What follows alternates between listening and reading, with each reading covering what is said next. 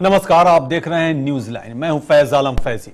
बिहार में चुनाव प्रचार तेज होने के साथ ही नेताओं में जुबानी जंग भी तेज होती जा रही है। बेगूसराय में कार्यकर्ताओं को संबोधित करते हुए बीजेपी अध्यक्ष अमित शाह ने लालू प्रसाद यादव को चारा चोर और जंगल राज का जनक कहा, तो इससे भड़के लालू यादव ने सारी हदें पार करते हुए शाह को नरभक्षी और तड़ी पार कह डाला।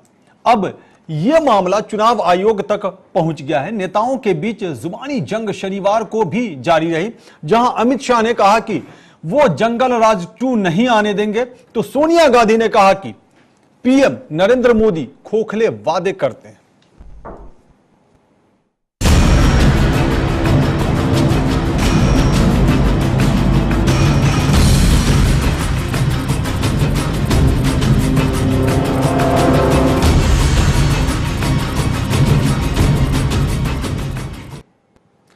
बिहार चुनाव अब बेहद करीब आता जा रहा है। बिहार चुनाव की ये तारीखें बेहद करीब आती जा रही हैं। चुनाव की आहट से सियासी शोर भी बढ़ गया है। सियासत के सुरमा आए दिन एक दूसरे पर शब्दबाण छोड़ रहे हैं और खुद को दूसरे से बेहतर विकल्प बताकर जनता को रिझाने की कोशिश कर रहे हैं। लेकिन जनता क्या सोच रही है और क्या करेगी, यह आने वाला वक्त बताएगा। देखिए ये रिपोर्ट।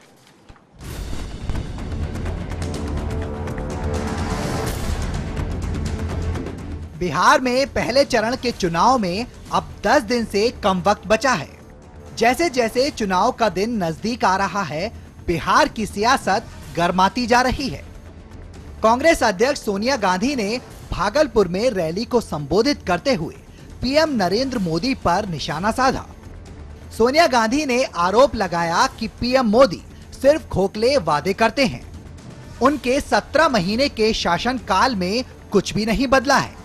सोनिया गांधी ने बिहार को दिए गए स्पेशल पैकेज को भी धोखा करार दिया और पीएम के विदेशी दौरों को लेकर भी उन पर हमला बोला।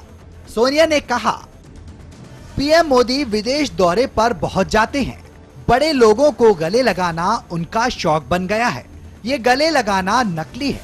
मोदी को आम जनता को भी गले लगाना चाहिए। वहीं पूर्णिया में रैली को संबोधित करते हुए बीजेपी अध्यक्ष अमित शाह ने लालू प्रसाद यादव और नीतीश कुमार पर हमला बोलते हुए कहा कि अगर राज्य में लालू और नीतीश आएंगे तो जंगल राज 2 आएगा, लेकिन बीजेपी और उसके सहयोगी राज्य में जंगल राज 2 नहीं आने देंगे। उन्होंने कहा कि बिहार में पिछले 25 सालों से विकास नहीं हुआ। अब लालू नीतीश के कंधे पर बैठकर आ रहे हैं। लालू नीतीश बदलाव नहीं ला सकते, बल्कि उन्होंने राज्य में जातिवाद का जहर फैलाया है। शाह ने पहले भी लालू यादव पर हमला बोला था। इससे पहले बेगूसराय के कार्यक्रम में अमित शाह ने लालू को चारा चोर बताया था, जिसके जवाब में पलटवार करते हुए राबड़ी देवी ने अमित शाह को जल्लाद और लालू ने अमित शाह को नरभक्षी कह दिया। ये वाद विवाद अब चुनाव आयोग भी पहुंच गया है। Bureau report, channel 1 news. तो जाहिर सी बात है, जैसे जैसे चुनाव की तारीखें नजदीक आती जा रही हैं विधानसभा चुनाव के, वैसे वैसे राजनेताओं की जबान भी फिसलती जा रही है और कहीं कहीं तो यह भी माना जा रहा है कि जानबूझ करके ऐसे शब्दों का प्रयोग किया जाता है या किए जाने की कोशिश की जाती रही है जिससे फायदा उठाया जाए। लेकिन बड़ा सवाल यह है कि क्या यह शोभा देता है किसी राजनीतिज्ञों को कि एक दूसरे पर इस तरह के शब्दबाण छोड़े जो असहनीय हो और काफी पीड़ादायक हो। लेकिन यह सब कुछ देखने को मिलता है। हमारा देश लोकतांत्रिक देश है और आए दिन ऐसी घटनाएं होती रहती हैं और बिहार भी इससे अछूता नहीं है। बिहार विधानसभा चुनाव की अगर बात की जाए तो काफी अहमियत का हामिल है बिहार विधानसभा चुनाव। अमित शाह हो, लालू यादव हो, नीतीश कुमार हो या और कोई दूसरे हो, सब एक दूसरे पर ऐसी भाषा का प्रयोग कर जाते हैं या कर रहे हैं जो असहज स्थिति में ला करके उन लोगों को रख देता है जो लोकतंत्र की सही परिभाषा विकसित करने की कोशिश करते हैं। इसी पर हम चर्चा करेंगे। हमारे साथ तमाम मेहमान जुड़े हुए हैं। अपने मेहमानों से हम सबसे पहले रूबरू करा दें आपको। हमारे साथ हैं राकेश भान, राजनीतिक विश्लेषक हैं। राकेश भान, आपका बहुत बहुत स्वागत है। उसके बाद है हमारे साथ पीयूष पंत, वरिष्ठ पत्रकार है। पीयूष पंत, आपका भी बहुत बहुत स्वागत है। उसके बाद है अशोक गोयल बीजेपी के नेता हैं। अशोक गोयल, आपका भी बहुत बहुत स्वागत है। और फिर बीएस दुबे कांग्रेस के नेता हैं। बीएस दुबे, आपका भी बहुत बहुत स्वागत है। तो हम सीधे चलें, अपने मेहमानों की तरफ रुख करें और जानने की कोशिश करें कि ये सब क्या हो रहा है। तो बेहतर ये होगा, जहां तक मैं समझ पा रहा हूं, कि चूंकि राजनीतिक विश्लेषक हैं राकेश भान, तो उन्हीं के पास चला जाए और उन्हीं से ये जानने की कोशिश की जाए कि आखिर ये सब हो क्या रहा है। जी राकेश भान, क्या हो रहा है ये सब राजनीति में? ये बहुत ही दुर्भाग्य है कि हमारी जो पॉलिटिकल डिस्कोर्स है वो कहां पहुंच गया है। मुद्दों पर बहस ना करने के बाद की जगह ये लोग एक दूसरे पर ऐसे सवाल उठा रहे हैं या ऐसी बात कर रहे हैं। कोई चोर कह रहा है, कोई जल्लाद कह रहा है। ये हमारे राजनीति के लिए बहुत दुर्भाग्यपूर्ण है और उम्मीद करता हूं कि ये बिहार के बाद और भी सर नीचे ना गिर जाए। जी बिल्कुल, जाहिर सी बात है, ये आशंका भी व्यक्त की जाने लगी है कि बिहार चुनाव के बाद और सिर न नीचे गिर जाए। जाहिर सी बात है, लोकतंत्र की परिभाषा जो विकसित करने की कोशिश की जाती रही है, उसमें कहीं ना कहीं ये असहज स्थिति पैदा करता हुआ दिखाई देता है, जो इस तरह की भाषा का प्रयोग किया जाता है। हम चलते हैं पीयूष पंत के पास। पीयूष पंत, आपकी क्या प्रतिक्रिया है इस तरह की जो भाषाओं का प्रयोग किया जा रहा है उसको लेकर के? देखिए, ये कोई नई बात नहीं है, ये लगातार हमने पिछले कई चुनावों में देखते आ रहे हैं। जी। और दरअसल हुआ क्या कि जो भारतीय राजनीति है उसमें निश्चित रूप से जब व्यक्ति प्रधान हो गई है राजनीति, जब व्यक्ति किसी दल विशेष के व्यक्ति जो हैं वही सब कुछ तय करने लगते हैं, तो ये सारी चीज़ें आके फिर सिमट जाती हैं उस व्यक्ति के ऊपर है। और आज हम देख रहे हैं बिहार में यही हो रहा है, क्योंकि अब देखिए ना, भाजपा की भी कमान मोदी जी ने संभाल ली, जबकि उन्हें नहीं संभालनी चाहिए थी, जबकि वहां पे एक ऐसा नेता बहुत से भाजपा के पास जो आगे बढ़ के करते। तो अब यही हो गया कि अब मोदी जी अपने को आगे बढ़ा के दिखाना चाहते हैं। उस पे आएंगे जी, उस पे भी बातें होंगी लगातार व्यक्तिवादी। जी बिल्कुल, उस पे भी बातें होंगी। हम अशोक गोयल, ये कहां तक उचित समझा जाए कि अमित शाह बिहार में जाते हैं और लालू यादव को संबोधित करते हुए कहते हैं चारा चोर। हालांकि लालू यादव ने भी कुछ ऐसे शब्दों का प्रयोग किया है उन्होंने भी, जिसे कोई भी स्वीकार करने को तैयार नहीं है। लेकिन अगर आपकी बात की जाए, आप चूंकि बीजेपी के नेता हैं और वो बीजेपी के राष्ट्रीय अध्यक्ष हैं, तो इस तरह के शब्द का प्रयोग किया जाना कहां तक उचित है? क्या इससे बचा नहीं जा सकता था? देखिए, जंगल राज और ये चारा चोर, ये दोनों चीजें बिहार में लालू जी के लिए जग प्रसिद्ध हैं, जानी जाती हैं। ऐसी कोई नई बात नहीं है। इससे पहले जो उनके सहयोगी हैं नीतीश कुमार जी भी निरंतर अपने आप को सुशासन बाबू बताते हुए उनके जंगल राज के बारे में कहते रहे और चारे के बारे में भी कहते रहे। तो बहुत ही विनम्रता के साथ मैं ये कहना चाहूंगा कि जब कभी जनता के बीच जाना होता है तो भ्रष्टाचार जैसे मुद्दे को सामने लाना होता है, जो वर्तमान परिस्थिति थी उसको बताना होता है। बिहार में इस समय परिवर्तन के मुहाने पर खड़ा है। बिहार में अब तक जो भी शासन रहा है उसमें या तो कांग्रेस का योगदान रहा है 40 सालों तक, अथवा जो है 15 सालों तक लालू जी का रहा है, या नीतीश का शासन रहा है जिसमें भाजपा भी कुछ समय भागीदार 8 साल तक। जी बिल्कुल, जी बिल्कुल, जाहिर सी बात है। बीएस दुबे, आपकी पार्टी की तरफ से भी कई मौकों पर इस तरह के शब्दों का प्रयोग किया गया है, आपको याद होगा। हालांकि उस तरफ जाना मुनासिब नहीं है, लेकिन मजबूरी है, जाना पड़ता है। आपकी राष्ट्रीय अध्यक्ष गुजरात चुनाव के दौरान एक बार उन्होंने कहा था कि लाशों का सौदागर। खैर, वो बहुत पुरानी बातें हो गई। अगर बिहार के संदर्भ में इसे देखने की कोशिश की जाए, आप इसे कहां देखते हैं और किस तरह से इसे परखने की कोशिश करते हैं? जी, कांग्रेस एक राष्ट्रीय पार्टी है जी, और राष्ट्रीय पार्टी को राष्ट्र के प्रति क्या मर्यादाएं रखना पड़ता है ये हमें भली भांति पता है। जी, हम कांग्रेस के समर्पित कार्यकर्ता हैं। जी, देश के प्रति हमारी निष्ठा है, ठीक है। देश से बढ़कर हमारे लिए कुछ भी नहीं है। जी। रही बात जो वाद विवाद चल रही है बिहार में, और जो घिनौना वक्तव्य दिया जा रहा है, चाहे वो किसी भी रूप में दिया, किसी भी पार्टी के रूप में था, वो निंदनीय है। और इसको जितना ज्यादा निंदा किया जाए वो भी निंदा का लालू यादव ने जो कहा, लेकिन सारी बातें सारी जिसने भी कहा, मैंने एक आदमी का नाम किसी के नहीं लिया, जिसने भी कहा वो निंदनीय है। लेकिन इसमें परेशानी क्या होती है, ये जब निंदा का माहौल तब ज्यादा सीरियस हो जाता है, ज्यादा ये संतोषजनक नहीं होता, जब दोस्त दुश्मन बन जाता है। अच्छा। यहाँ के परिवेक्ष में और दुश्मन दोस्त बन जाता है, ये दुश्मन भी तो दोस्त है। बन जाता है। जी। यहाँ भी वैसे ही है, सेम कैटेगरी है बिहार में। आज के परिवेश में समस्या क्या है, जो एनडीए वन नीतीश कुमार के बल पर, नीतीश के सुशासन के बल पे इन्होंने चुनाव जीता, तब तो इन्होंने ये कह दिया कि नीतीश कुमार बहुत अच्छे हैं, बहुत सुशासन है, उन्होंने बिहार का विकास किया, बिहार के जनता उनके साथ है, उन्होंने बिहार के परिवर्तन के लिए काम किया, उन्होंने जंगल राज को उखाड़ के फेंका। तब तक तो ये सही थे, तब तक तो नीतीश कुमार इनके नेता थे और इनकी सारी वाहवाही नीतीश कुमार। लेकिन ये एक साल सवाल नहीं था, मेरा सवाल नहीं था, मेरा सवाल सीधा सा था कि जो इस तरह के वक्तव्य दिए जा रहे हैं, इस तरह की बातें बोली जा रही हैं, उसको आप किस रूप में देखते हैं, किस नजर से देखते हैं? उसकी बात, जो बातें बोली जा रही है, ऐसी बातें राजनीति में नहीं होनी चाहिए। हम आगे वाली पीढ़ी को निंदा करते हैं आप हम नहीं, मैं स्पेशली लालू यादव की बात नहीं कर रहा हूं, सबके साथ, चाहे कोई भी ऐसे अभद्र भाषा का प्रयोग करे बिहार में, बिहार के जनता के साथ, तो वो एक तरह से खिलवाड़ है। ऐसे भाषा का प्रयोग नहीं होने चाहिए, मैं निंदा करता हूं, लेकिन मैं साथ साथ ये भी कहता हूं कि ऐसे भाषा का प्रयोग वहां होता है जब दोस्त दुश्मन बन जाता है और जब दुश्मन दोस्त बन जाता है। यहाँ पर परिस्थिति ऐसी है, भाजपा भी व्याकुल है क्योंकि उसका एक दोस्त मेरे दोस्त क्या कहना चाहेंगे जी, नीतीश कुमार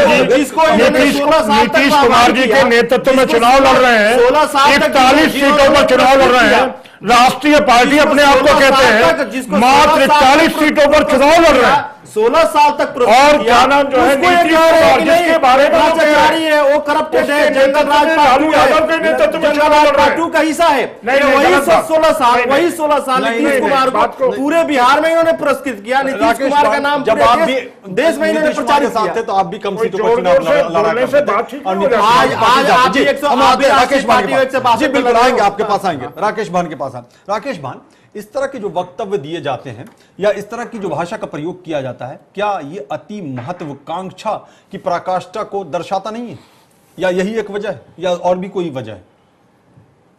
नहीं, जैसे मैंने कहा कि हमारे राजनीतिक बहस का स्तर बहुत गिर चुका है। जी। हर एक राजनीतिक दल के अध्यक्ष या अध्यक्षा को ये अपने कार्यकर्ता में बोलना पड़ेगा कि उनको कुछ सीमाएं पार नहीं करनी। लेकिन ये अफसोस की बात है, आपने अब ठीक कहा कि ये तो सोनिया गांधी ने शुरू किया गुजरात में। जी। आज से 20-25 साल पहले कभी भी उस वक्त जनसंघ थी, या जनसंघ से पहले मतलब जनसंघ या सोशलिस्ट पार्टी थी, कभी वो ऐसी भाषा कभी एक दूसरे के ऊपर नहीं इस्तेमाल करते थे। तो राजनीति का जो गिराफ है वो गिरता जा रहा है, और ये हर एक पॉलिटिकल पार्टी इसकी मतलब शिकार बन गई है, कांग्रेस हो या बीजेपी हो, तमाम पार्टियां एक दूसरे पर इसी तरह का आरोप लगाती हैं, इस तरह का भाषा का प्रयोग करती हैं। पीयूष पंत, क्या यह कहा जाए कि विश्वास की कमी की वजह से इस तरह के भाषा का प्रयोग किया जा रहा है, या इस तरह का भाषा, इस तरह के वक्तव्य सामने निकल करके सामने आ रहे हैं, चाहे वो किसी भी राजनीतिक पार्टी के नेता हों? यह विश्वास की कमी को दर्शाता है? निश्चित रूप से देखिए, बिहार में आज की तारीख में कोई भी सुनिश्चित नहीं है, किसी की कोई भी, कि वो कितनी सीटें जीतने जा रहा है जी। तो ये उनकी हताशा है, हर दल की हताशा है, चाहे भाजपा हो, चाहे कांग्रेस हो, चाहे आरजेडी हो, चाहे जेडीयू हो, क्योंकि अभी तक किसी को नहीं पता है कि कौन कितनी सीट जीतेगा और कौन सा गठबंधन आगे जाएगा। क्योंकि जो जाति के समीकरण में जिस तरह से वहां चुनाव लड़ा जा रहा है, उसमें लगातार जो है हर दूसरा जो दल है वो दूसरे के वोट काटने की फिराक में लगा हुआ है। तो उसी हिसाब से पूरा बिहार का चुनाव, भाजपा जो कहती है विकास का नारा दिया उन्होंने, मोदी जी ने भी कहा, लेकिन अंततः गत्वा जाके सारा खेल उनका भी जो है जाके जाति पे सिमट गया। वहां पे विकास पीछे छूट गया। जाति के आधार पे सीटें दी गई हैं, जाति के आधार पे अपर कास्ट को ज्यादा दिया गया है। इवन जो है जो नेताएं तय किए गए किस इलाके में कौन नेता जाएगा, वो भी जाति के आधार पे किया जा रहा है। तो वो सब पार्टी के साथ ऐसा है, जेडीयू, आरजेडी, कांग्रेस, भाजपा, दूसरे जो दल हैं और भी जो दल हैं, समाजवादी पार्टी, दूसरे भी ले लीजिए जो गठबंधन बना है, पूरी बिहार, जबकि ये उम्मीद की जा रही थी कि इस बार शायद वो जातिगत समीकरणों से ऊपर उभर के बिहार का चुनाव लड़ा जाएगा। क्योंकि नरेंद्र मोदी थे मैदान पे, वो आए थे विकास का नारा लेके केंद्र में भी, और उन्होंने भी कहा था बिहार में कि हम विकास करना चाहते हैं, परिवर्तन हम इसीलिए लाना चाहते हैं कि हम विकास चाहते हैं। लेकिन आज की तारीख में हम देख रहे हैं कि विकास पीछे छूट गया है, हर कोई जातिगत आधार में। और यहां तक कि सुशील मोदी ने तो यह तक कह दिया, लालच तक दे डाला कि हम आपको लैपटॉप देंगे, हम आपको स्कूटी देंगे। ये क्या विकास है? विकास के ये तो पैरामीटर्स नहीं है ना। लेकिन लालू यादव ने भी राघोपुर में कह दिया, पीयूष पंत, कि ये अगड़ों और पिछड़ों की लड़ाई है। नहीं देखिए, ये किसने दिया उनके हाथ में, ये झुंझुना किसने थमाया? ये आपको याद होगा, राष्ट्रीय सेवक संघ के भागवत साहब ने ये साफ साफ कह दिया कि ये पुनर्विचार होना चाहिए और आरक्षण को खत्म किया जाना चाहिए और जो आर्थिक पिछड़ेपन के आधार पर किया जाना चाहिए। ये झुंझुना थमाया है भाजपा ने खुद, और इसका उनको नुकसान भी हो सकता है। मुझे लगता है इसी डर से अब वो लगातार जो है, बहुत अच्छी बात, वहां पे अमित शाह साहब भी जमे हुए हैं वहां पे, और जाति के समीकरण फिर से बैठाने में और बार बार कहने में लगे हैं, नहीं हम ऐसा नहीं करेंगे, आरक्षण रहेगा, आरक्षण नहीं छीना जाएगा। तो ये उन्हीं ने थमाया है। आज उसका फायदा लालू प्रसाद उठा रहे हैं, नीतीश कुमार उठा रहे हैं। जी, इसी बात को आगे बढ़ाते हैं और अशोक गोयल से पूछते हैं। अशोक गोयल, बांका में प्रधानमंत्री नरेंद्र मोदी ने चुनावी सभाओं को संबोधित किया, और ये मेरे ख्याल से जब चुनाव का अनाउंसमेंट हुआ है तो पहली सभा थी प्रधानमंत्री नरेंद्र मोदी की। और जो आरएसएस प्रमुख है मोहन भागवत, थोड़ा सा मुद्दे से हट करके अगर हम बात कर लें, तो उन्होंने ये समीक्षा करने की बात कही थी, जो आरक्षण की बात अभी उठाई है पीयूष पंत ने, और इसको लेकर के लालू यादव ने इसे चुनावी मुद्दा बना लिया। और आपने देखा कि कई सभाओं में, बल्कि तमाम सभाओं में लालू यादव इसको लेकर के आपकी पार्टी पर या एनडीए पर निशाना साध रहे हैं। आपकी एनडीए पार्टी की तरफ से हालांकि बयान आया जरूर है और यह कहा गया है कि इसमें कहीं कोई रद्दोबदल नहीं किया जाएगा और अपनी जगह रहेगा, लेकिन प्रधानमंत्री, एक मिनट, प्रधानमंत्री नरेंद्र मोदी ने बांका की चुनावी सभाओं में भाषण दिए, सारी बातें कही, इस मुद्दे को नहीं छुआ, इस मुद्दे पर खामोश रहे, क्यों?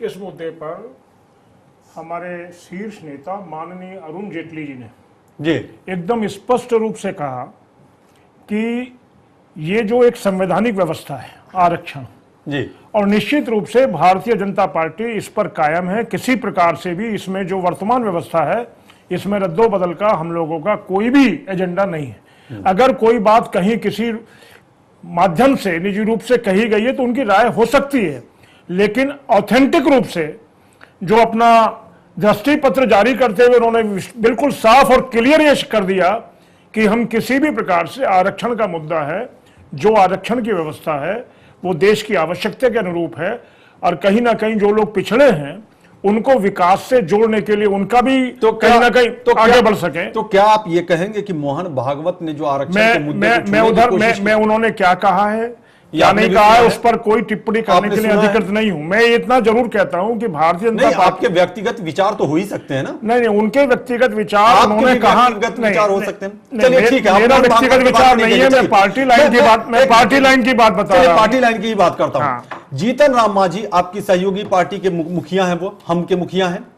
इससे आप इनकार नहीं कर सकते। जीतन राम मांझी ने भी चुनावी सभाओं में यह बात कही है कि जो आरक्षण का मुद्दा उठाया गया है उस पर विश्लेषण करने की आवश्यकता है और इसमें जो कमियां हैं उसे दूर करने की भी आवश्यकता है। ये जीतन राम मांझी ने कहा है, क्या ये गलत है? आपको जीतन राम मांझी ने क्या कहा है वो तो समझ आ रहा है, लेकिन ये समझ नहीं आ रहा है कि लालू यादव और नीतीश कुमार जी और इनका पूरा गठबंधन आज केवल और केवल जनता का ध्यान मोड़ने के लिए जाति की बात कर रहे हैं। मैं जाति की मेरी बात, अगले पिछड़े की बात कर रहे हैं। बिल्कुल सुनिए मेरी बात, पूरी अगले पिछड़े की बात कर रहे हैं। और भाजपा स्पष्ट शब्दों में सुशासन, रोजगार के साथ विकास की बात कर रही है। कैसे हमारे युवा, जो बिहार के युवा के अंदर प्रतिभा है वो कैसे फैले, कैसे उसको शिक्षा के लिए मामूली सी उस पर 3% पर ऋण मिले, उसके विकास की बात कर रहे हैं। तो अशोक गोयल, मैं आपको एक आंकड़ा बता दूं, जाति की बात आपने की है, एनडीए ने जो, हालांकि आपसे मैंने सवाल किया था कि जीतन राम मांझी ने जो बात कही है उसके बारे में, हालांकि उससे आपने कन्नी काट लिया, लेकिन आपको जातीय आंकड़े के बारे में बता दूं, एनडीए ने जो अपने कैंडिडेट्स खड़े किए हैं उसमें सवर्णों को 85 टिकट दिया है एनडीए ने, पिछड़ों को 67 टिकट दिया है जिसमें 25 यादव हैं, अति पिछड़े वर्ग को 19 टिकट दिया है। आपने सवर्णों को सबसे ज्यादा तरजीह दी है। महागठबंधन की अगर बात की जाए तो पिछड़े वर्गों को 105 टिकट दिया है महागठबंधन ने, जिसमें हालांकि इसमें भी थोड़ा सा यह है, यादव उम्मीदवार 64 उतार दिए हैं, मुस्लिम को 33 दिया है, अति पिछड़े वर्ग को 33 दिया है, आपने अति पिछड़े वर्ग को 19 दिया है और इसने 33 दिया है महागठबंधन ने, और पिछड़े वर्ग को महागठबंधन 105 दिया है और आपने 67 दिया है। क्या कहेंगे आप, बताइए। आप गिनती के आधार पर आम आदमी को जातिगत बांटकर देख रहे हैं।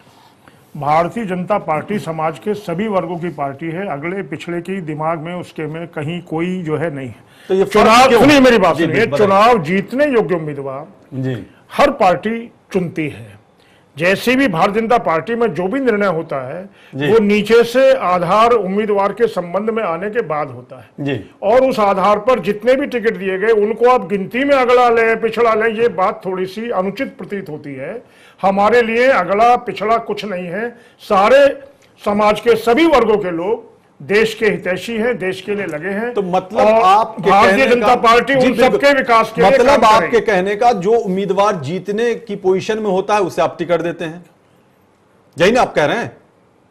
कई जीतने वालों को तो आप तो यही कह रहे हैं ना अशोक गोयल, मैं आपसे आपसे सवाल कर रहा हूं, आप तो यही कह रहे हैं ना कि जो जीतने वाले नहीं, उम्मीदवार होते हैं। मैंने गलत क्या क्या है? वही पूछा, मैंने यही कहा है कि भारतीय जनता पार्टी नीचे से रिपोर्टिंग के आधार पर अपने उन कार्यकर्ताओं को जो समाज में सेवा करने में सक्षम हो उनको आगे और बढ़ाने के लिए इस तरीके से आगे लाती है। और मैं अभी भी वही बात कह रहा हूं कि हमारे यहाँ जातिगत आधार उसमें तो कोई नहीं है। हाँ, ये तो हो ठीक है। सकता है कि भाई समीकरण देखा जाता है कि भाई यहाँ से कौन जीत सकता है, किसका जो है जी बिल्कुल, प्रभाव। मतलब सवर्ण ज्यादा जीत सकते हैं, अति पिछड़ा ऐसा वाले नहीं है, वाले कम जीत ये सकते हैं। आपका इंटरप्रिटेशन है। ये आपने ये आपका इंटरप्रिटेशन है, आंकड़ा बता रहा है, मेरे पास मेरा आंकड़ा है, नहीं मैं नहीं कह सकता, आप मैं नहीं कह उनको सकता, ये आंकड़ा बता रहा है। आप उनको बात के समाज के अंदर ये विग्रह की बात कह रहे हैं। चलिए। मैं तो समझता हूँ चैनल के माध्यम से जी। पूर्ण दायित्व के साथ आपको यह कहना चाहिए कि समाज के सभी वर्गों को जो कर पार्टी ने काम किया है, पार्टी जो है निश्चित रूप से विकास के मुद्दे पर सफलता प्राप्त करने जा रही मेरा है। जवाब मुझे नहीं मिल पाया। चलिए मैं आप रुख करते हैं कांग्रेस के जो नेता हैं बीएस दुबे साहब, आपके महागठबंधन ने 105 पिछड़े उम्मीदवार को उतारा। थोड़ा सा मुद्दे से भटक के हम लोग बात कर रहे हैं, हालांकि बात कुछ और थी, लेकिन ये जरूरी है क्योंकि बिहार का विधानसभा चुनाव है, इसलिए जरूरी है। आपने 105 में से 64 यादव को टिकट दिया है, क्या मैसेज देना चाह ऐसा रहे हैं? है, मैं यादव के मतलब आप आरजेडी का नाम लेना चाहते हैं? नहीं, मैं आपके महागठबंधन की बात कर रहा हूं। महागठबंधन महागठबंधन में 105 आपको दिया है। स्पष्ट करना चाहूंगा, जो हमारी यूपीए की कोalition का महागठबंधन बनी है, हमारा एक कॉमन मिनिमम प्रोग्राम, पहले हम ऑलरेडी इस बात को बता चुके हैं आप लोगों के माध्यम से कि कॉमन मिनिमम प्रोग्राम है। उस कॉमन मिनिमम प्रोग्राम पे हम तीनों लोग इकट्ठा हुए हैं, चुनाव लड़ रहे हैं।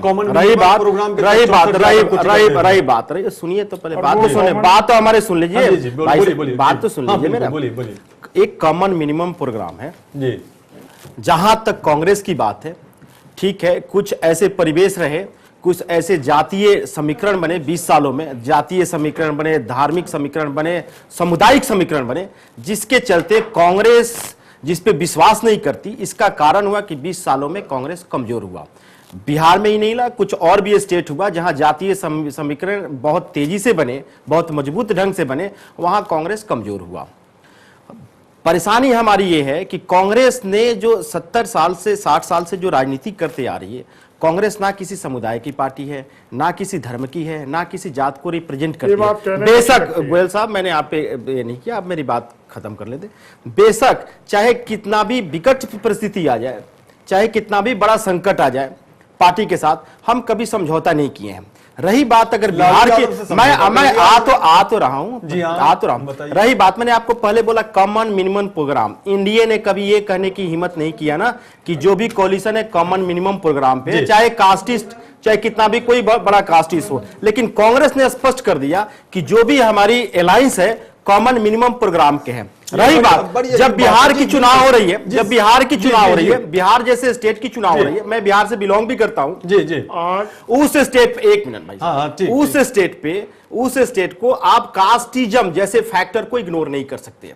जिस तरह मैं आ रहा हूं उस पर, जिस तरह मैं आ रहा हूं, मैं ना कास्ट फैक्टर को इग्नोर नहीं कर, जिस तरह राजस्थान में कवाली जैसे एक कवाली एक समुदाय के नेता होता है, वही वहां के राजा होता है, वैसे ही बिहार है। बिहार में चाहे वो जीतन राम मांझी हो, चाहे वो उपेंद्र कुशवाहा हो, या रामविलास पासवान हो, चाहे लालू यादव या नीतीश जी, कहीं ना कहीं कोई ना कोई रिप्रेजेंट, या भाजपा हो, ठीक है, या भाजपा। कांग्रेस एक ऐसी पार्टी है जो जिसके पीछे ना कोई समुदाय है। मैं आपके चैनल से ठोक के कह रहा हूं, आप एक कोई समुदाय का नाम बता दें जिसमें कांग्रेस जुड़ी हुई हो। ना किसी समुदाय है, एक मिनट, आप उस उस पार्टी में होने का कारण हमारे पास सबसे बड़ा लड़ाई है। ठीक है, हमारे पास उसमें भी आता हूं, हमारे पास सबसे बड़ा मुद्दा था कि सांप्रदायिक शक्तियों को किस तरह सत्ता से बाहर किया जाए, सांप्रदायिक शक्तियों को किस तरह समझौता करना है, बिहार में किस तरह रोका जाए, इसलिए हमने। चलिए ठीक है, हम आएंगे।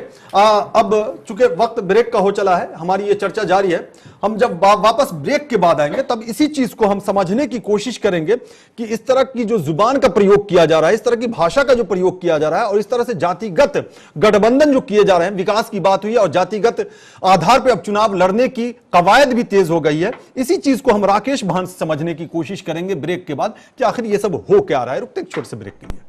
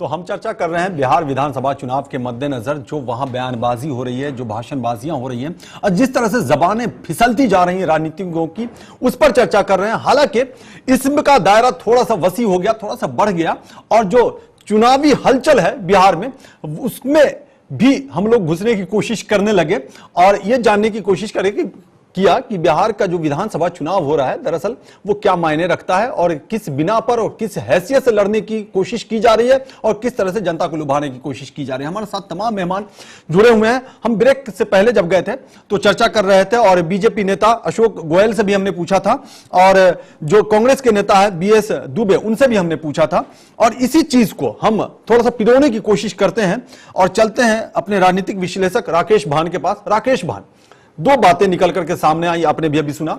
दोनों पार्टी के नेता यहां पे मौजूद हैं, बीजेपी और कांग्रेस के। एक तो जो जबान की फिसलन है, जो भाषा का प्रयोग किया जाता है, उस पर भी हम लोग चर्चा कर रहे हैं और आगे भी करेंगे वक्त मिलेगा तो। और दूसरी, ये जातिगत व्यवस्था पर जो बात आकर के टिक गई है, दोनों राजनीतिक पार्टियों के जरिए लाके खड़ा किया गया है, कैसे देखते हैं आप? क्या ये सिर्फ और सिर्फ जीत हासिल करने के लिए परिभाषा विकसित की जा रही है या कुछ और भी है? जैसे कि थोड़ी देर पहले शायद दुबे जी ने कहा कि जाति समीकरण एक असलियत है हमारे मुल्क में, ये मैं मानता हूं। लेकिन जातिवाद के अलावा आप ये देखिए कि मैं दोनों कांग्रेस और बीजेपी के जो यहाँ प्रवक्ता बैठे हैं उनसे पूछूंगा कि आपके जो कैंडिडेट्स हैं कितनों के क्रिमिनल रिकॉर्ड हैं। क्रिमिनल रिकॉर्ड में ये छोटी चीज नहीं कह रहा हूं कि धारा 144 का उल्लंघन, रेप, मर्डर, किडनैपिंग के कितने लोग हैं जी, कांग्रेस की तरफ से भी बीजेपी की तरफ से भी, दोनों गठबंधन की बात कर रहा हूं। बहुत अच्छा किए, बहुत अच्छा जी बताइए। और किसी बहुत अच्छा पूछा है, 11 बहुत अच्छा पूछा है, बहुत अच्छा पूछा है आपने बहुत अच्छा पूछा है जी, जवाब दीजिए। कांग्रेस का अभी इंडिया टुडे का एक सर्वे आया था जिसमें सारी पार्टियों का क्रिमिनल रिकॉर्ड का आया था। भाजपा के 27, राजद के 11, जदयू के 5, एलजेपी के 6 और कांग्रेस के 1 थे। बाद में उसको स्पष्टीकरण किया गया कि नहीं, 144 राजनीतिक कारणों से उन पे केस दर्ज हुआ था, वो बरी हो चुके, इकुटल हो चुके हैं। आप एक ऐसे कैंडिडेट का नाम बता दें, मैं आपको दावा करता हूं इस चैनल के माध्यम से कि एक भी ऐसे कैंडिडेट जो दागी हुआ बता दे। 41 कैंडिडेट आरजेडी हमें भी बताया आपने। आरजेडी का आज 11, जेडीयू 5, इसके बाद भाजपा 27। ठीक है, भाजपा पर भी भाजपा आएंगे। 27। भाजपा के लिए भी सवाल है। मैं राकेश बान का भाजपा के लिए भी सवाल है। मेरा सवाल दोनों गठबंधन का सवाल है। मैं गठबंधन का भी प्रवक्ता नहीं हूं, मैं कांग्रेस का प्रवक्ता हूं, मैं कांग्रेस के बारे में बता सकता हूं। बड़ी विडंबना है, आप कांग्रेस के नेता हैं, कांग्रेस के प्रवक्ता अगर हैं, कांग्रेस के बारे में साथ चुनाव लड़ रही है। मैं कांग्रेस का बता रहा हूं। आरजेडी और पार्टी को मुझे दूसरे, हमारी पार्टी को दूसरे पार्टी पर क्या अधिकार है? हम क्या कर सकते हैं उसमें? हमारी पार्टी को अगर 41 सीट मिली है कर सकते तो 41 में एक ऐसे कैंडिडेट बता दे जो दागी हो। लेकिन चैनल के माध्यम से बता रहे हैं, और ये मैंने नहीं बताया, ये मीडिया वालों ने सर्वे दिखाया। जी बिल्कुल, मीडिया वाला ने, लेकिन आप आरजेडी जेडीयू के बारे में नहीं बोलेंगे जिसमें सीरियस ऑफेंस है, सीरियस ऑफेंस है। इसमें 302 अशोक गोयल आपके पास आते हैं। लेकिन एक मिनट, बीएस दुबे, आज सोनिया गांधी ने रैली को संबोधित किया है, आपने भी सुना होगा। बिहार के दौरे पर थी सोनिया गांधी, उन्होंने कटाक्ष किया, आरोप लगाए, इल्जाम लगाए, सब कुछ लगाया केंद्र सरकार पर, लेकिन नीतीश कुमार की तारीफ करी उन्होंने। क्यों करी तारीफ उन्होंने? सोनिया हमारी नेता सोनिया जी हैं जी, वो 1.5 सालों में जो मोदी जी वादा करके आए देश में, जो मैंने ये नहीं सवाल किया, मेरा ये सवाल था नीतीश कुमार की तारीफ कहने के लिए हक नहीं रखते। जब आप अपने राहुल जी के आपके पास आएंगे, आपके पास, आपके लिए भी राकेश बान का सवाल है, आपके पास भी आएंगे जी, बताएं। जो सोनिया जी वही बात कह रही हैं जो 9 सालों से भाजपा कहती आ रही है। 9 सालों से भाजपा ये कह रही है कि बिहार को जंगल राज से मुक्ति दिला दिया हमने, बिहार को स्वर्ग के जैसा बना दिया, राम राज दिला सवाल ही नहीं है राज। मेरा ये सवाल है, मेरा सवाल ये है कि आप उस पे हम बोलेंगे नहीं, आप राष्ट्रीय अध्यक्ष बोलती हैं। आपका सवाल ये है कि सोनिया जी हमारी अध्यक्षा नीतीश कुमार की तारीफ क्यों कर रही थी, यही सवाल है ना। लेकिन उससे रिलेटेड सवाल भी तो समझे आप बताएं कि आप कह रहे हैं कि मैं आरजेडी या जेडीयू के बारे में नहीं कुछ बोलूंगा। आप बताएं तो आरजेडी या जेडीयू के बारे में आप कैसे नहीं बोलेंगे जब आपकी राष्ट्रीय अध्यक्षा बोल रही है? तो कर रहा हूं मैंने आपको, जब क्रिमिनल का रिकॉर्ड आपने दिया तो आपने, मैं नहीं बोलूंगा उनके बारे में। आप उनके साथ चुनाव लड़ रहे हैं, नीतीश जी के बारे में बता रहा हूं, आप महागठबंधन के लिए वोट मांग रहे हैं। आपको स्पष्ट बता दिया कि हमारी अलायंस मिनिमम प्रोग्राम्स पे आधारित है। जो मिनिमम प्रोग्राम आपस में हमारे तय हो रहे हैं, अगर यूपीए की सरकार बनती है वहां पे तो वो मिनिमम प्रोग्राम 1 सालों में नहीं मिल सका जवाब। अशोक विकास के लिए जी बिल्कुल, अशोक गोयल, राकेश बान ने आपके लिए भी सवाल किया है, जरा ये समझाएं। मुझे कुछ कहने दीजिए। जी बिल्कुल कहें। विषय है जी, कितने दागी किस दल ने खड़े किए हैं, ये तो जो है समाचार पत्रों के माध्यम से आपने देखा होगा, मेरी जानकारी में नहीं है। लेकिन कुल मिला के मेरा ये कहना है कि आज जी जो समय की आवश्यकता है कि उसके अनुसार जी भारतीय जनता पार्टी आंतरिक सुरक्षा के मुद्दे पर, जो कि बिहार एक ऐसा क्षेत्र है, किशनगंज जैसी सब डिवीजन वहाँ है, समझे, जहाँ कहीं ना कहीं किसी प्रकार की आंतरिक, एक मजबूत सरकार एक स्थायी क्या है किशनगंज में, जरा समझाएं, आंतरिक सुरक्षा क्या है वहाँ? बांग्लादेशी घुसपैठ जबरदस्त है वहाँ किशनगंज में। अच्छा, मैं ये कहना चाहता हूँ एक उनका सवाल क्या था? उनका सवाल था कितने दागी उम्मीदवार हैं, बांग्लादेशी घुसपैठ की बात कर रहे हैं। डेवलपमेंट वाली सरकार, ठीक है, बांग्लादेशी घुसपैठ है तो भारतीय जनता पार्टी क्रिमिनल घुसपैठियों से मदद एक मिनट, पीछा छुड़ाएंगे बिहार को? एक मिनट बीएस दुबे, तो भाजपा का सबसे बड़ा दिक्कत है। आपसे राकेश भान का सीधा सा सवाल है कि आपने क्रिमिनल्स को टिकट दिया है या नहीं? आप कर रहे बांग्लादेशी घुसपैठ की बात कर रहे हैं। मेरी नजर में किसी और मैंने जो स्टेटमेंट दिया वो मेरा भी नहीं है, इनके खुद एमपी आरके सिंह का स्टेटमेंट है। आरके सिंह साहब आरा के एमपी है, उन्होंने स्टेटमेंट दिया। जी बिल्कुल, उन्होंने स्टेटमेंट दिया कि दागियों को दिया गया है टिकट, क्रिमिनलों को दिया गया और टिकट को बेचा गया है। कहा है आरके सिंह ने कहा दागियों को दिया गया है, टिकट को शूटर को 2 करोड़ में टिकट बेचा गया है। टिकट बेचा है, जो सीवान से सांसद हुआ उन्होंने नाम करते थे। रखा कोई मनोज सिंह को टिकट दिया। बताएं, देखिए अशोक गोयल बताएं। देखिए राजनीति में कहीं ना कहीं जहां और मैं एक मिनट आप बोलने दें, अशोक गोयल को बोलने राजनीति दें। में जी जब बिल्कुल, कहीं ना कहीं उपेक्षा होती है, जब कोई आदमी कुछ महत्वाकांक्षा पाले होता है तो वो कहीं ना कहीं कोई इस तरह के स्टेटमेंट्स आते हैं, कोई नई बात नहीं है। मेरा ये मानना मतलब 2 बात आपने कह हाँ, दी। मैं कहता हूँ इस तरह आरके सिंह के बारे में आपने 2 बात कह दी सर। हाँ, कहीं ना एक कहीं तो कोई ना उनकी कोई कारण हुई है कोई ना और कोई उन्होंने महत्वाकांक्षा पालन मैंने 2 रखी है। बातें उन्हीं के ऊपर आधारित नहीं कही, मैंने जनरल बातें कही। नहीं, मैंने आरके सिंह के हवाले से सवाल पूछा था। राजनीति के क्षेत्र में इस तरह की बातें होती है, कहीं ना कहीं किसी चीज की महत्वाकांक्षा की पूर्ति नहीं होती है, ऐसे सवाल ऐसे समय पर कभी कहीं ना कहीं से आ जाते हैं। मैंने उसके लिए डीपली नहीं जाना चाहता।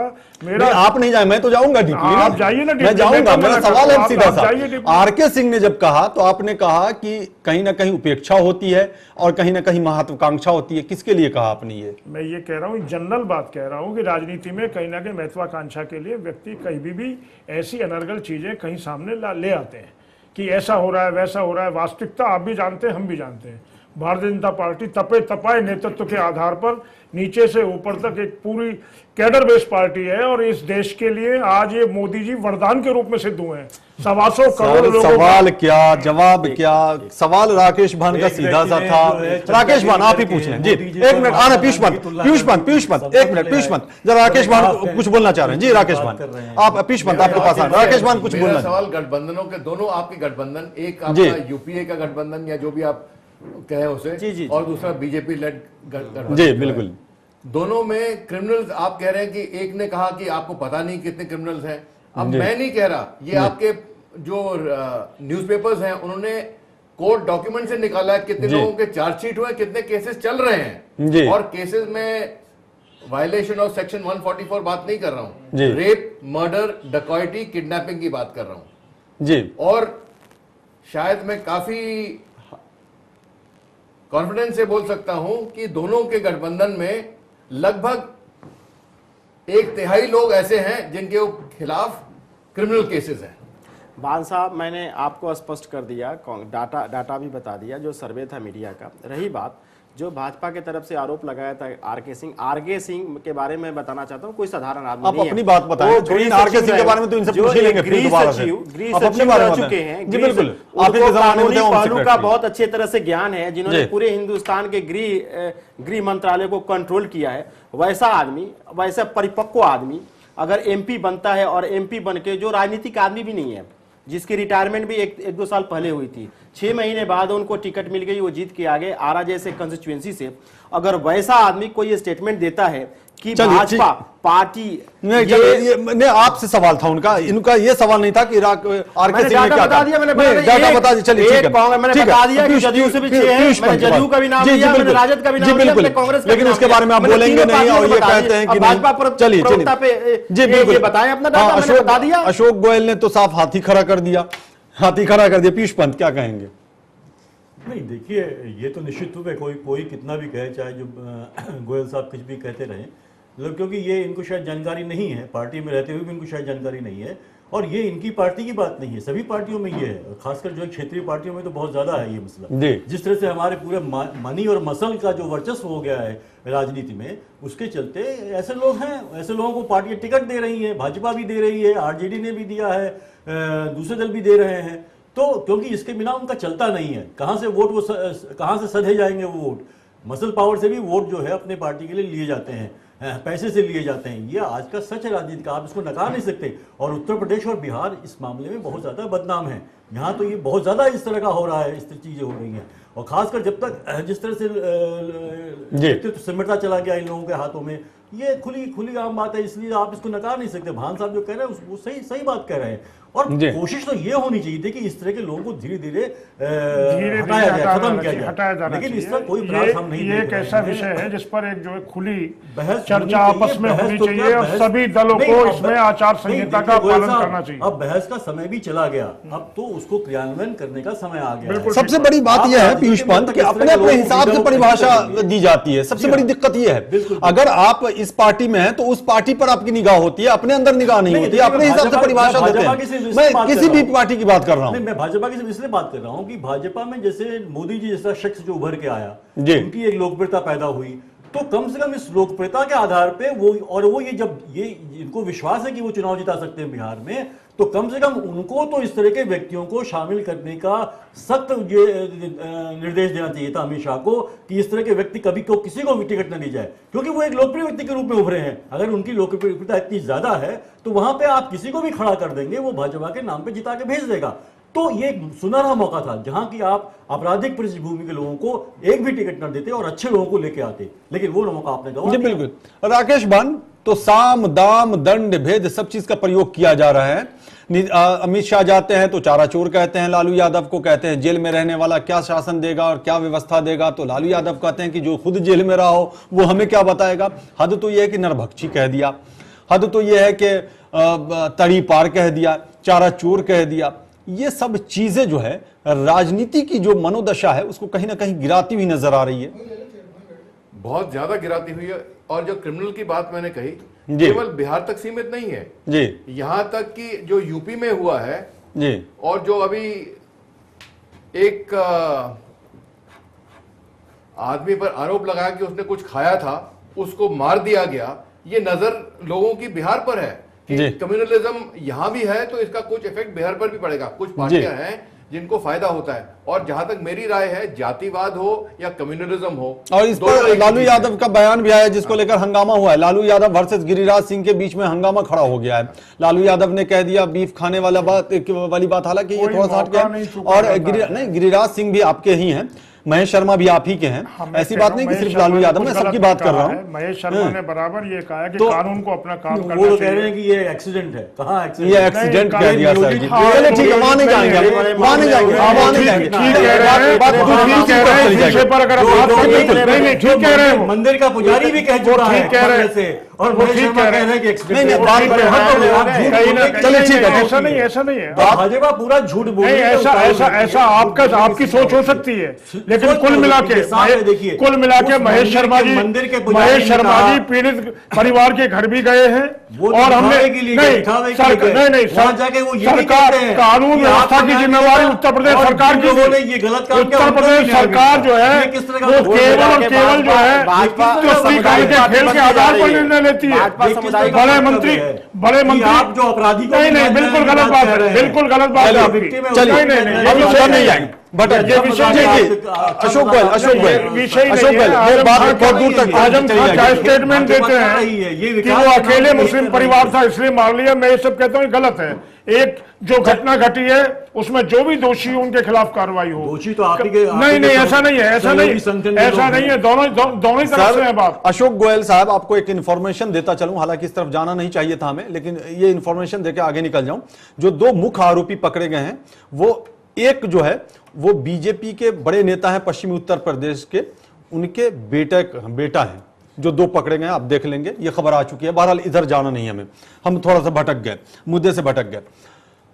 हाँ, वो कुछ कहना चाह रहे थे राकेश भान आप बिहार के संदर्भ में। मैंने यही कहा कि जो क्रिमिनल एलिमेंट आ गया है, अब जो आप क्रिमिनल्स को बिठाएंगे तो वो क्या बात करेंगे जी, वो मुद्दों पर बात नहीं करेंगे, तो वो एक दूसरे के ऊपर फिर ऐसी बातें करते हैं, गालियां। अशोक गोयल, ये बड़ा अच्छा मुद्दा उठाया है राकेश भान ने।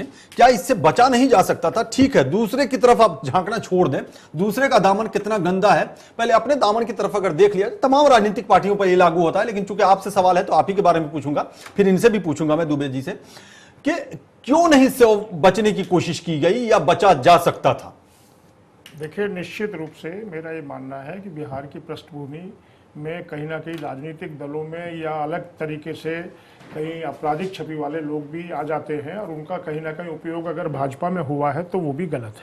मेरी जानकारी में नहीं है, लेकिन फिर भी अगर हुआ है तो वो गलत है। हम लोगों को, ऐसे लोगों को जो उन पर बाकायदा संगीन आरोप हैं, सभी दल, मैं तो भाजपा नहीं सभी दलों के कम से कम मिलके देश में ऐसा वातावरण बने।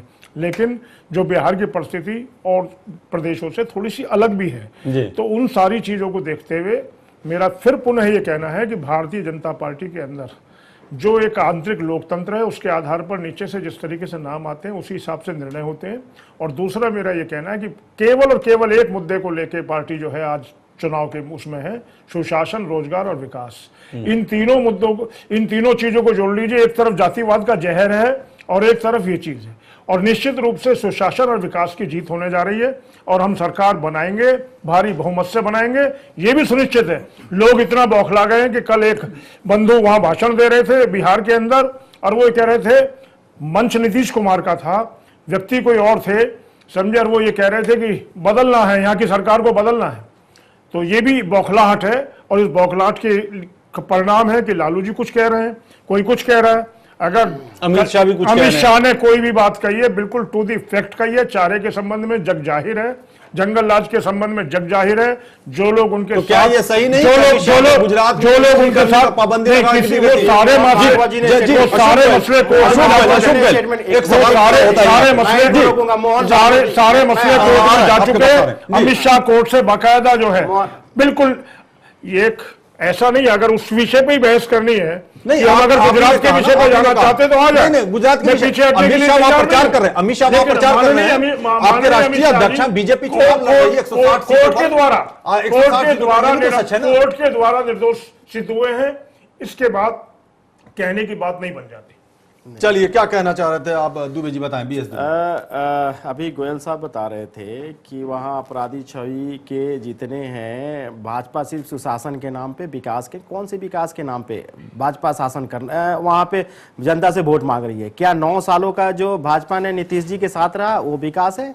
वो विकास को दिखाना चाहती है? क्या 9 सालों में भाजपा ने कोई विकास नहीं कर पाई, ये बताना चाहती है कि मैं आऊंगा तो करूंगा? मतलब 9 साल तक ये नीतीश जी के साथ रह के क्या कर रहे थे? क्वेश्चन बहुत क्लियर है। जब प्रधानमंत्री जी बिहार जाते, मैं प्लीज जवाब दीजिएगा, मेरे जवाब सवाल खत्म होने के। क्वेश्चन 9 सालों तक, 17 साल के गठबंधन में 9 सालों तक तो ये बिहार में आपके और नीतीश जी के 17 साल का गठबंधन है। आपको नहीं पता है, मैं आपको बता रहा हूं। बीजेपी कर रहे हैं, ये सिर्फ बिहार के संदर्भ में समझ रहे हैं। ये मैं आपको बता रहा हूं कि 9 साल की सरकार हुई, 5 साल आपने नीतीश जी के नेतृत्व में आपने चुनाव जीता भी है, पूर्ण बहुमत से जीता है। पहली बार आपको कम बहुमत मिला, लेकिन दूसरी बार बहुत ज्यादा बहुमत। तो 9 सालों से आप क्या कर रहे थे? 9 सालों से क्या आप 9 साल की आपके पास डाटा है कि 9 सालों में हमने क्या किया? मतलब ये बताना चाहते हैं कि नीतीश जी के साथ मिलकर हमने बिहार का बंडाधार कर दिया। अब मुझे 1 मिनट गोयल साहब, पहले मुझे बोल दें, अब मुझे आगे आप मौका दीजिए, आगे हम बिहार का विकास करेंगे। जो हमने कुछ नहीं कर पाया, मतलब बिहार को बंटाधार करने के लिए हमने जंगल राज को सफाया किया था। अब मैं आ रहा हूं, अभी रही बात नैतिकता की, ये नैतिकता क्या समझाएंगे?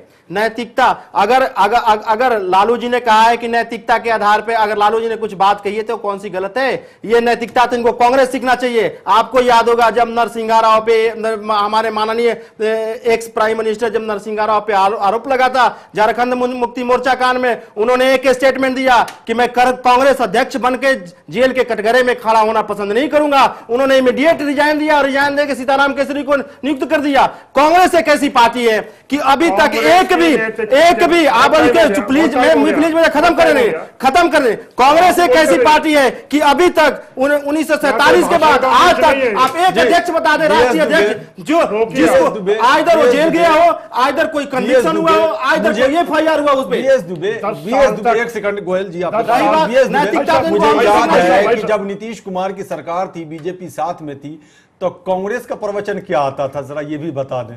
आज उसी नीतीश कुमार के साथ आप हैं। जब आप कहते थे कि नीतीश कुमार के खिलाफ आप बोला करते थे और नीतीश कुमार के बारे में बहुत सारी बातें कहा करते थे या नहीं बताएं? मौका मिलेगा। कहा करते थे ना।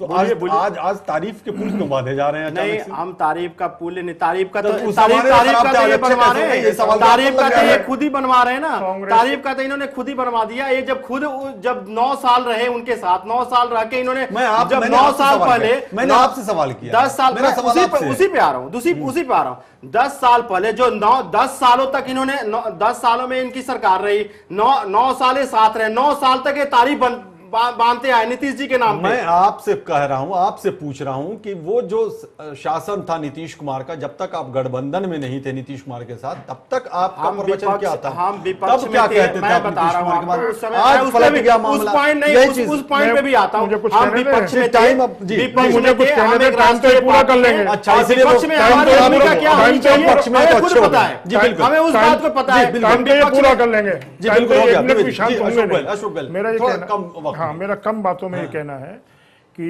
भारतीय जनता पार्टी सरकार में भागीदार थी, जी। एक पार्टनर के नाते। मेजर पार्टनर वहाँ नीतीश कुमार जी उस समय थे। हमारे मंत्रियों ने जिस तरीके से, आज भी सारे बिहार के अंदर ये चर्चा है कि भाजपा कोटे के मंत्रियों ने जिस तरीके से बिल्कुल पारदर्शिता के साथ में काम किया, विकास के लिए काम किया। एक बात, जहां तक कांग्रेस की बात कह रहे हैं, 10 वर्षों तक मनमोहन सिंह जैसे नहीं, मुझे कहने दीजिए। 10 वर्ष, बहुत शॉर्ट में कह रहा हूं, 10 वर्षों तक मनमोहन सिंह जैसे व्यक्ति को प्रधानमंत्री इसलिए सौंपे रखा कि माँ बेटे अपनी मनमर्जी कर सके। उस पे आप जाएंगे तो मैं आ रहा हूं भ्रष्टाचार के अपने 18 महीने में वो किया कि देश का हर आदमी गौरवान्वित है।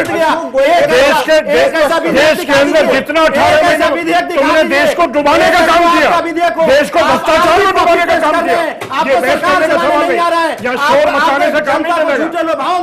ना, कोई झूठे भावने नहीं है। एक लोग भूल चुके हो, निराशा के अंदर हो। तुम्हारा नेता कहाँ जाता है ये बताइए। मध्य प्रदेश हो, तुम्हारा नेता कहाँ जाता है? हमने गुजरात में विकास किया, गुजरात में हमारी सरकार निरंतर है।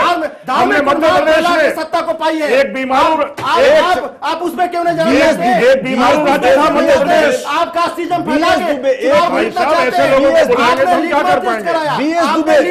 आपने लिटमस टेस्ट कराया, गलत बात है। बीएस दुबे, मोहन भागवत से स्टेटमेंट दिलवा दिया कास्टिज्म की, कास्टिज्म के नाम आरक्षण के नाम पे बोलते हो। ये माहौल देखना चाहते थे बिहार में कि अगर मोहन भागवत की बात सही निकली तो फिर बिहार में कास्टिज्म ही चुनेंगे। मोहन जी कास्टिज्म की बात करेंगे और हम ही डालेंगे चुनाव। जब इसकी विपरीत परिस्थिति है, हमें कह रहे भैया मैं विकास चाहता हूँ, मैं सुशासन के नाम पर जीतना चाहता हूँ। मोहन भागवत जी जैसे राष्ट्रभक्त का आपको नाम लेने का भी हक नहीं है। जब समझे मोहन भागवत जी के साथ, मोहन भागवत जी जैसे राष्ट्रभक्त का आप उस स्तर के नहीं है, मैं उस स्तर का नहीं हूँ। 3 दिन की गोष्ठी करके इनके मंत्रियों का क्लास लगा सकते हैं। इतना रिप्यूटेड आदमी है मैं इनके खुद ही सरकार कह रहा के हूँ, लिए। मैं खुद ही कह रहा हूँ कि इनकी आज सरकार के हमें लिए। उनके हम बारे में स्टेटमेंट नहीं आपको करेंगे। और हमें उनके बारे में टिप्पणी करने, कांग्रेस ने देश को लूटने का काम किया।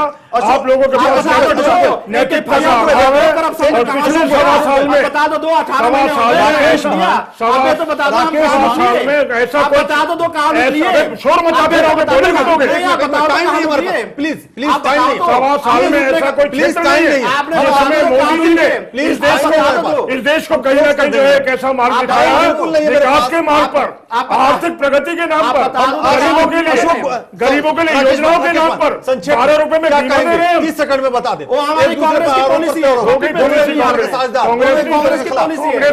जल्दी से।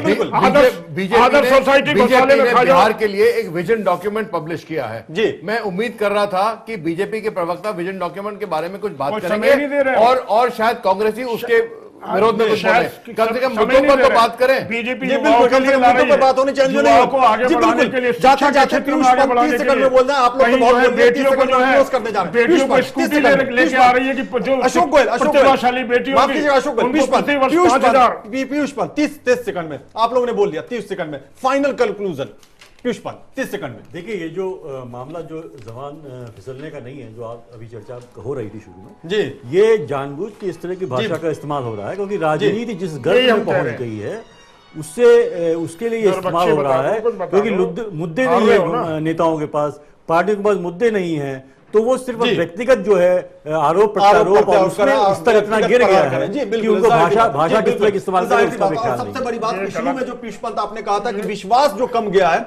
विश्वास जो डगमगा गया है तमाम पार्टियों का, जिसकी वजह से इस तरह की बयानबाजी ज्यादा हो रही, चाहे वो किसी भी राजनीतिक पार्टी के राजनेता क्यों नहीं हो। हालांकि इससे बचना भी चाहिए, इससे बचना भी चाहिए और बचने की कोशिश करनी चाहिए। जनता का प्रहार आखिरी प्रहार होता है और जनता का फैसला आखिरी फैसला होता है। जी बिल्कुल, जनता का फैसला आखिरी फैसला होता है। चूंकि अब वक्त हमें इजाजत नहीं देता है, तमाम मेहमानों का बहुत बहुत शुक्रिया। जातिवाद का जहर बनाम तो न्यूज लाइन में हमें दीजिए इजाजत, बस इतना ही। देश और दुनिया की ताजा तरीन खबरों के लिए बने रहिए चैनल 1 के साथ।